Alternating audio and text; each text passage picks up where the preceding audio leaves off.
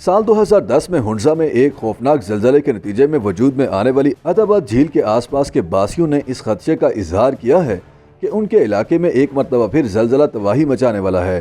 ہنزا کے سب ڈویژن گوجال کے گلمت اور شیش کٹ گاؤں کے رہائشیوں کے مطابق انہیں چند ہفتوں سے زمین کے نیچے سے گڑگڑاہٹ کی آوازیں سنائی دے رہی ہیں اور ہلکے جھٹکے محسوس ہو رہے ہیں۔ مقامی افراد ان آوازوں اور جھٹکوں کے باعث نہایت خوف کی حالت میں زندگی گزار رہے ہیں، لیکن وہ اپنے گھر بار چھوڑ کر جانے کے لیے بھی تیار نہیں۔ حالانکہ دنیا بھر میں ایک اصول ہے کہ قدرتی آفات کے آنے سے قبل قدرت کچھ اشارے دیتی ہے اور انسان کو انہیں بروقت سمجھ کر اپنے بچاؤ کی کوشش کرنی چاہیے۔ یاد رہے کہ سن 2002 میں استور میں زلزلے کے نتیجے میں ہنزا کے گاؤں عطا آباد کی پہاڑی میں شگاف پڑ گئے تھے، جو 2 سال میں آس پاس کی زرعی زمین اور پہاڑوں تک پھیل گئے۔ پھر 2005 میں زلزلہ آیا اور یہ شگاف مزید پھیلے اور اس نے انفراسٹرکچر کو کافی نقصان پہنچایا۔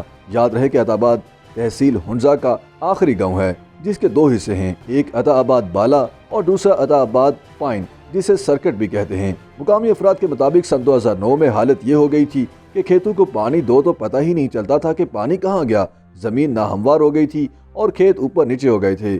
کئی جگہوں پر تو ایسے تھا جیسے سیڑھیاں بنی ہوئی ہیں۔ عطا آباد بالا کے پہاڑوں پر جب دراڑیں بہت واضح ہو گئیں تو حکومت نے دسمبر 2009 کے شروع میں جھیل والے حصے کو شدید خطرناک قرار دے کر رہائشیوں کو دوسری جانب منتقل ہونے کو کہا۔ چٹانیں سرکنے کا عمل جاری رہا اور دراڑیں مزید گہری اور بڑی ہوتی گئیں۔ چنانچہ عطا آباد بالا کے دائیں ہاتھ پر پہاڑ کا پورا حصہ سیدھا دریائے ہنزا میں آ گرا۔ عطا آباد کے سامنے سے دریائے ہنزا کی چوڑائی کم ہے۔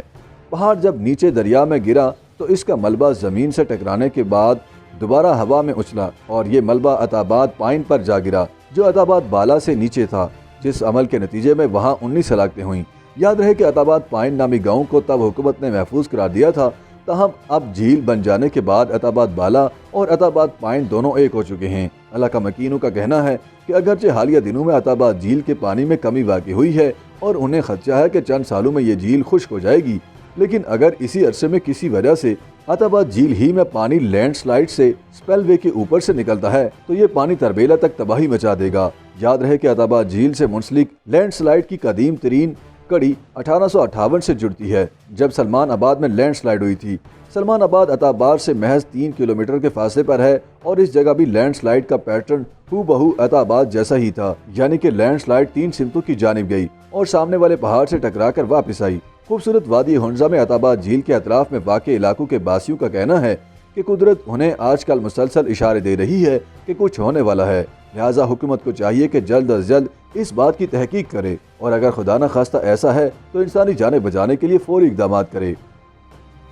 YouTube پر گوگلی نیوز دیکھنے کے لیے youtube.com کی سرچ بار میں googly news T V type کریں۔ گوگلی نیوز کے پیج پر سرخ رنگ کے سبسکرپشن والے بٹن پر کلک کرنا نہ بھولیے۔ YouTube پیج پر اپلوڈ ہونے والی ویڈیوز سے باخبر رہنے کے لیے بیل آئیکن پر کلک کیجیے۔ آپ کو ہر نئی ویڈیو کے بارے میں نوٹیفیکیشن موصول ہو جائے گا۔